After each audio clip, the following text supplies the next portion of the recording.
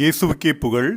இன்றைய நற்செய்தி வாசகம் மத்தேயு 9வது அதிகாரம் 35வது இறைவார்த்தை தொடங்கி 10வது அதிகாரத்தில் முதல் வசனமும் 6 முதல் 8 வசனங்களும், கூடுதலாக ஏசாயா புத்தகம் 30வது அதிகாரம் இறைவார்த்தைகள் 19 முதல் 21 முடிய, 23 முதல் 26 முடிய, மற்றும் திருப்பாடல் 147 முதல் 6 இறைவார்த்தைகள். இன்றைய வார்த்தைகளை சுருக்கமாக தியானித்து இயேசுவிடம் நாம் ஜெபிப்போம்.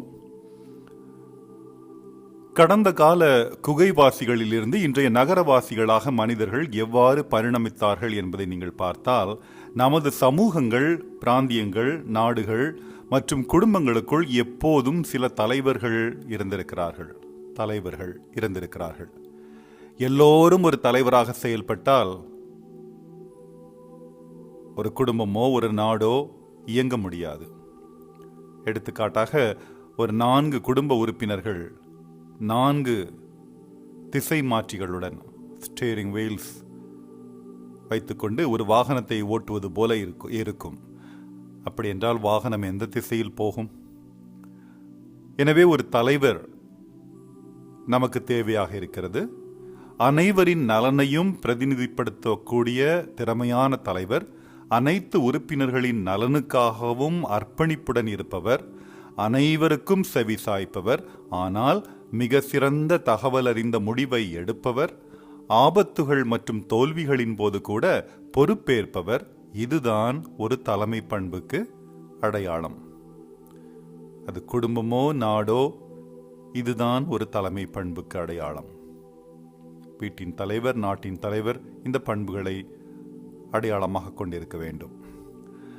ஏசாயாவின் காலத்தில், அதாவது 760 முதல் 686 கிறிஸ்துவுக்கு முன்பான வருடங்கள், இஸ்ரவேல் 2 அரசுகளாக பிரிக்கப்பட்டது.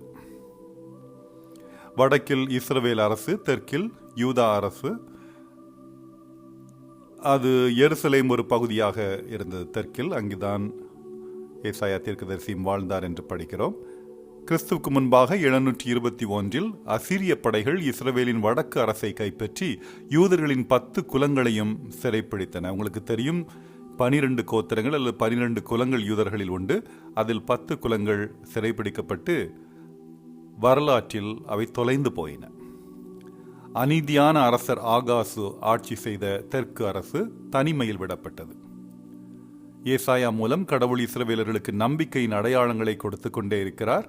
அவர்களின் அரசுகளைப் போல அல்லாமல் மக்களை நீதியுடன் வழிநடத்தும் ஒரு ஆசிரியர், ராபாய், ஒரு ஆசிரியரின் வருகையை அறிவிக்கிறார். இதை நீங்க ஏசாயா புத்தகத்தில் 30வது அதிகாரத்தில் 19 முதல் 21 வசனங்களும் 23 26 வசனங்களிலே படிக்க கேட்கலாம். இஸ்ரவேலின் கடவுள் தனது மக்களின் தவறுகளை சரி செய்து அமைதி, ஏராளமான செழிப்பு மற்றும் ஆன்மீக குணப்படுத்துதலின் எதிர்காலத்தை உறுதியளிக்கும் ஒரு பொறுமையான ஆசிரியராக இருப்பார் என்று ஏசாயா முன்னறிவிக்கிறார்.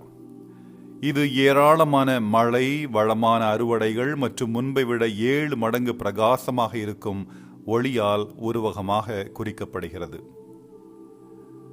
இதைத்தான் திருப்பாடல் ஆசிரியர் 147 சொன்னபடிக்கு, ஆண்டவருக்காக காத்திருப்போர் நற்பேறு பெற்றோர், நம் தலைவர் மாண்புமிக்கவர், மிகுந்த வல்லமையுள்ளவர், அவர் தம் நுண்ணறிவு அளவிடற்கு அரியது, ஆண்டவர் எளியோருக்கு ஆதரவளிக்கிறார், பொல்லாரையோ தரை மட்டும் தாழ்த்துகின்றார். எசாயாவை தொடர்ந்து அசீரிய காலத்தில், அதாவது யூதர்கள் நாடு கடத்தப்படுவதற்கு முன்பாகவும், பாபிலோனிய காலத்தில் நாடு கடத்தப்படும் நேரத்திலும் மற்றும் நாடு கடத்தப்பட்ட பின்பும், அதாவது அவர்கள் சொந்த நாட்டுக்கு திரும்பிய பின்பும், எரேமியா, எசேக்கியேல் மற்றும் தானியேல் போன்ற பெரிய தீர்க்கதரிசிகளையும் பிற சிறிய தீர்க்கதரிசிகளையும் கடவுள் கொடுத்தார் என்பதை நாம் புரிந்து கொள்ள வேண்டும். இருப்பினும் மைனர் ப்ராஃபெட், அதாவது சிறிய தீர்க்கதரிசியான மல்கியாவுக்கு பிறகு இஸ்ரவேல் கிட்டத்தட்ட 400 ஆண்டுகள் மௌனத்தை அனுபவித்தது. அந்த காலகட்டத்தில் தீர்க்கதரிசிகள் யாரும் இல்லை. தொலைந்து போன, அமைதியற்ற, தவறான வழிகளில் சென்ற அவரது மக்களுக்கு வழிகாட்டுதல் இல்லை. ஆனால் சில உண்மையுள்ளவர்கள் மெசியாவை எதிர்பார்த்து ஜெபங்களிலே ஒன்றுபட்டு கொண்டுதான் இருந்தனர். பழைய ஏற்பாட்டை முடித்து புதிய ஏற்பாட்டின் காலத்திற்கு நாம் நுழைவதற்கு முன்பாக இதோ மல்கியா ஒரு எச்சரிக்கையை விடுக்கிறார். அது இயேசுவை குறித்தது. ஆனால் அவர் எலியா என்று குறிப்பிடுகிறார். இதோ பெரியதும் அச்சத்தை தோற்றுவிப்பதுமான ஆண்டவரின் நாள் வருமுன் இறைவாக்கினர் எலியாவை நான் உங்களிடம் அனுப்புகிறேன். நான் வந்து உலகை சபித்து தண்டிக்காதபடி அவர் பெற்றோரின் உள்ளங்களை பிள்ளைகளிடத்தும் பிள்ளைகளின் உள்ளங்களை பெற்றோரிடத்தும் திருப்புமாறு செய்வார் என்று மல்கியா புத்தகம் 4வது அதிகாரம் 5-6 இறைவசனங்கள் குறிப்பிடுகின்றன. புதிய ஏற்பாட்டின் முதல் தீர்க்கதரிசியாக திருமுழுக்கு யோவான். அவர் அறிவித்தது மனம் திரும்புதலின் மூலம் நமக்குள் இருக்கும் கடவுளின் அரசை அடைய முடியும் என்றார். மேலும் ஏசாயாவிலிருந்து கிட்டத்தட்ட 604 ஆண்டுகளுக்கு பிறகு வந்த போதகர், அதாவது மெசியா மற்றும் கடவுளின் மகன் இயேசுவுக்கு அவர் வழிகளை தயார் செய்தார் என்றும் படிக்கிறோம். தாவீதின் வம்சாவளி மெய்ப்பர்களையே அடிப்படையாக கொண்டிருந்தாலும் இயேசுவின் காலத்திற்கு முன்பு பல சக்தி வாய்ந்த இஸ்ரவேலர்கள் வணிகர்களாக இருந்தனர். மேலும் கடவுளின் வழிகளை முழுமையாக புறக்கணித்தனர். இன்றைய நற்செய்தியில் மத்தேயு 9வது அதிகாரம் 35வது இறைவார்த்தை தொடங்கி 10வது அதிகாரம் முதல் வசனமும் 6 முதல் 8 வரையுள்ள இறைவார்த்தைகளும் இஸ்ரவேல் முழுவதும் பல ஏழைகளை குணப்படுத்த இயேசு நாடெங்கும் சுற்றித் திரிந்தார் என்று வாசிக்கிறோம். ஏனெனில் அவருக்கு அவ்வாறு செய்ய அதிகாரம் இருந்தது. இருப்பினும் அவர்களின் காலத்தின் சக்தி வாய்ந்த அரசராக தன்னை சித்தரிக்கவில்லை. மாறாக ஒரு போதகராகவும் சேவக தலைமை மற்றும் மென்மையான திறமைகளுக்கு பெயர் பெற்ற மெய்ப்பராகவும் தான் திருவிவிலியத்தில் சித்தரிக்கப்பட்டிருக்கிறார். உதவியற்ற ஏழைகள், நோயாளிகள் மற்றும் முடவர்களை பார்த்து அவர்கள் மேல் பரிவு கொண்டார். அவர்கள் ஆயரில்லா ஆடுகளைப் போல அலைக்கழிக்கப்பட்டு சோர்ந்து காணப்பட்டார்கள் என்று கூறப்பட்டிருக்கிறது. ஏழைகளுக்கு உதவுவதற்காக அவர் தனது 12 சீடர்களை மழைத்தார். அவர் கூறியதாவது, அறுவடை மிகுதி, வேலையாட்களோ குறைவு. ஆகையால் தேவையான வேலையாட்களை தமது அறுவடைக்கு அனுப்பும்படி அறுவடையின் உரிமையாளரிடம் மன்றாடுங்கள் என்றார். இதை உணர்ந்தவர்களாய் நாமும் உலகம் முழுவதும் சென்று இயேசுடைய அன்பின் வார்த்தைகளை அறிவித்து அவருடைய பிள்ளைகளை, அவருடைய குழந்தைகளை உள்ளுக்குள்ளிருந்து வெளியாக, இன்சைட் அவுட், குணப்படுத்தும்படி கேட்கப்படுகிறோம். ஏனென்றால் அவருடைய விண்ணரசு நம் கைகளில்தான் உள்ளது. இவ்வாறாக நாம் விண்ணரசை அறிவிக்கும் பொழுது இயேசு நம்மிடம் சொல்வதாவது, இந்த வாழ்க்கையை கொடையாகத்தான் நீங்கள் பெற்றீர்கள், கொடையாகவே வழங்குங்கள். ஒரு கணம் கண்களை மூடி இந்த வசனங்களை, இறை வார்த்தைகளை தியானித்து ஜெபிப்போமா?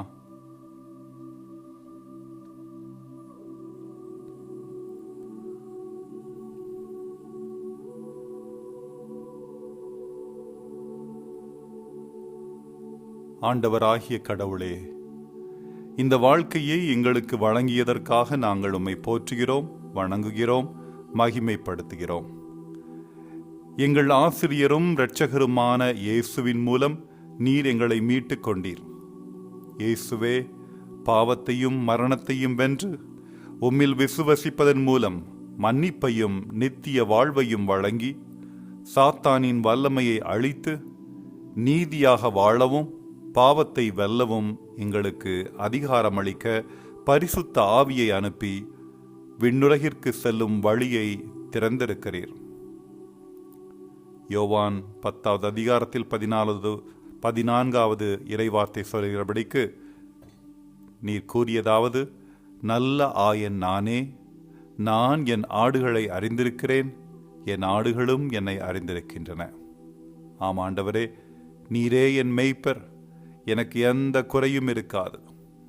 நாங்கள் உம்முடைய சீடர்களின் படையாக இருக்கிறோம். இந்த உலகத்தில் வெளியே சென்று அன்பின் நற்செய்தியை விதைத்து உம்முடைய நாமத்தில், உம்முடைய பெயரில் ஏழைகளையும் நோயாளிகளையும் குணப்படுத்த எம்மை பயன்படுத்தி அருளும். ஆண்டவரே, உம்முடைய வார்த்தை கிருபையாலும் சத்தியத்தாலும் நிறைந்திருந்தாலும், உம்முடைய பிறப்பு, வாழ்க்கை, மரணம் ஆகியவை தீர்க்கதரிசிகளின் வெளிப்பாட்டை நிறைவேற்றினாலும், யூதர்கள் உட்பட எங்களில் பெரும்பாலோர் இன்னும் எங்கள் கண்களையும் காதுகளையும் திறக்கவில்லை. இந்த உலகத்தின் சக்தியும் பணமும் எங்களில் பெரும்பாலோரை வழிதவரச் செய்கிறது. நாங்கள் இருளில் மந்தையிலிருந்து வெளியேறும்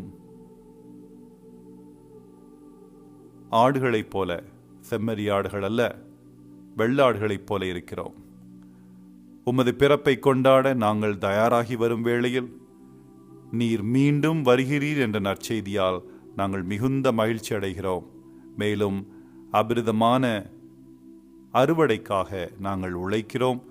நல்ல ஊழியராகவும் தேவைப்படும் போது ஒரு நீதியுள்ள சேவக தலைவராகவும் இருக்க எங்களுக்கு உதவும்.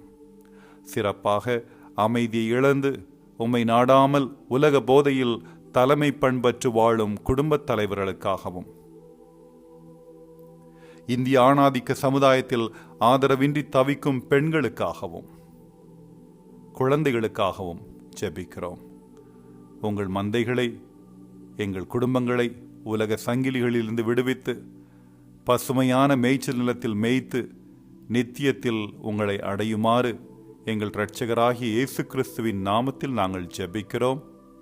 ஆமேன், ஆமேன், ஆமேன்.